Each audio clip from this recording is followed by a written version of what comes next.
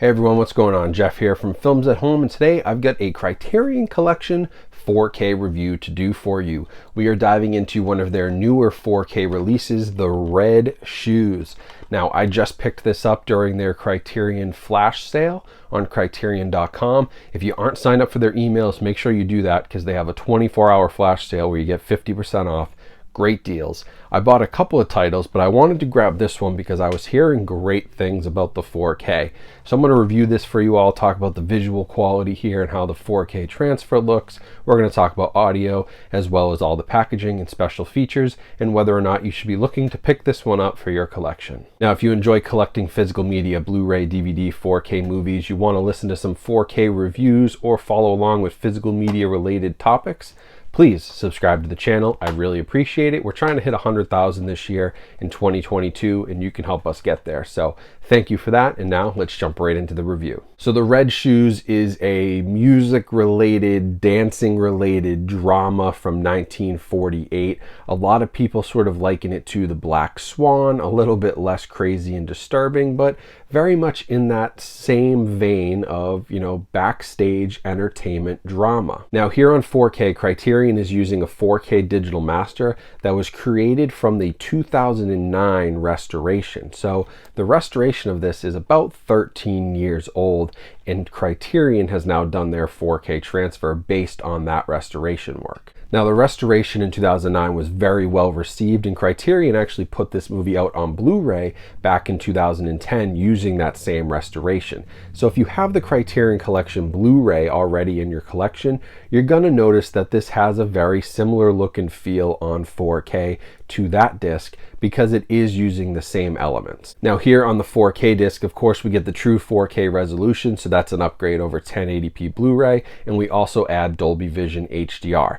Now the visuals on this are very impressive, especially considering the age of the restoration. Criterion has done a nice job upgrading this to 4K and adding that Dolby Vision HDR color grading and all of that extra metadata.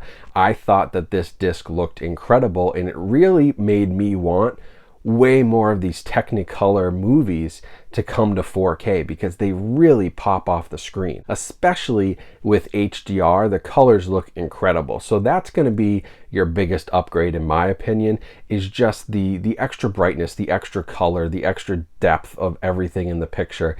That is the upgrade over the 1080p Blu-ray, which already was very, very good, but you're going to get a finer grain structure, you're going to get better detail, you're going to get all the things you'd want with the true 4K resolution, but that Dolby Vision HDR is the biggest upgrade, and for these Technicolor movies, HDR really does wonders, and it kind of transforms them completely. So you'll really notice that all your primary colors, your reds, your greens, your blues, they pop. They are much brighter. They look fantastic, but it also helps even out the black levels. It helps even out your white levels and your brightness. It helps even out uniformity across the color grade. It really looks incredible on 4K. So I give Criterion a lot of credit for this because using an older restoration from 2009, that would probably not have come with like Dolby Vision HDR metadata or any of that sort of color grading built into it. So they had to sort of play with this again themselves to get it up to this new format in these new color standards. So I give them props for it. I think they did an excellent job, and it's one of the finest examples of a pre-1950s movie on 4K. It is right up there with like The Wizard of Oz, which blew me away when I saw that on 4K. It's that good, and this one's fully in color, so it is good from start to finish. So you'll definitely see in some of the screenshot comparisons that I've provided here from Capsaholic, you can definitely see the difference in color grading and the way that the 4K disc really brings a lot more of the color to the front and gives you a lot more depth. Now, these aren't perfect one-to-one screenshot comparisons, of course, because I honestly think it looks better on my TV than what I can show you here, but this is a pretty good representation of what to expect, and you can clearly see that this is an upgrade that is well worth buying from that visual standpoint. Now for audio, they give us the uncompressed original mono soundtrack. So for a movie of this age, that is what most purists would want. You could do surround sound upmixing and try to play with that, but most of these movies were meant to be presented in mono sound, and so that's what you get here from Criterion, is that original uncompressed mono sound, same as you had on the Blu-ray back in 2010. It's very good, don't get me wrong. You'd be surprised at how good mono tracks can sound sometimes. I know it's a single channel and you guys are used to having 5, 7, 9, 11 channels playing, but a mono track that's really done well, it sounds good. It sounds really good, and it's not going to give you that sort of full, field of sound that you're used to, but it's a very impressive for a movie of this age, and the dialogue's clear, music is really nice and loud. It's a well done release. So I have to give Criterion Collection props for this one. From an AV perspective, this is one of the finest 4K discs that I've watched of a movie from this era. It is really well done. The only comment I would have is, could this have been better if they had possibly taken a harder look and redone a restoration? Now, a restoration being 13 years old, we kind of talked about this with The Godfather. They did a restoration in 2007. At the time, it was very, very good. But in 2020, 13 years later, again, they did a new restoration and they were really able to take The Godfather to the next level because of new technology, because of new sources that were found, all these different things that play in. Now, I don't know the history behind the red shoes. This may have an excellent source. It clearly looks like it does have a pretty good source that was kept in good shape. But could there have been new elements discovered? Could there have been upgrades to the technology that would have allowed for a cleaner scan to 4K? Like, could it have been a better restoration? I don't know. That's one of the unknowns. And I was just surprised to see, a 2009 4K restoration is fairly old at this point. And, they didn't go back and revisit it. So maybe this is the best it's going to be. And it is very impressive. But I am just a little curious if there could have been more done.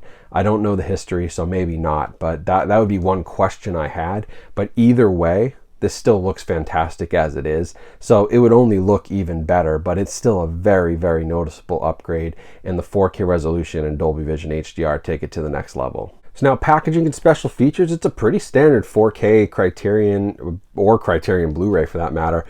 Clear case, you got your artwork here, same as what was on the 2010 Blu-ray, and then it has all the special features ported over. There's a restoration demonstration with Martin Scorsese, which is really cool.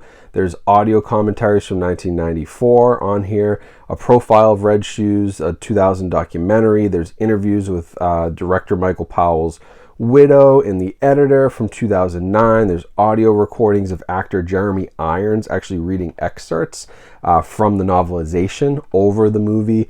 And there's an animated film here of Hein Heckroth's painted storyboards with the Red Shoes Ballet as an alternate angle. So it's loaded with special features, most of which were on the 2010 release, but they did port over some of the commentaries and things to 4K as well. So if you're watching it on 4K, you can experience some of that with the 4K disc. But overall, as we've come to expect from Criterion, it's loaded with features, interviews, behind the scenes, documentaries, short films, all the stuff you'd want from a Criterion release.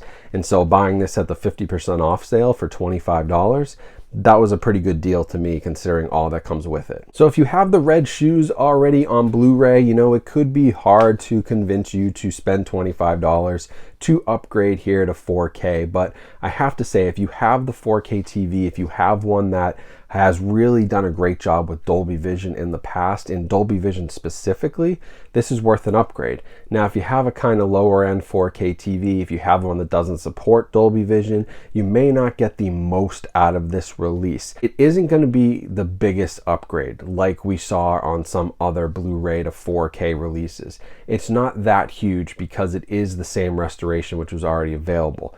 But there are definitely a ton of highlights, and that HDR is the biggest reason. So if you've never owned the movie before, it's a no-brainer to pick up on 4K. It is one of the finest examples of Technicolor on 4K, and I hope we get many more.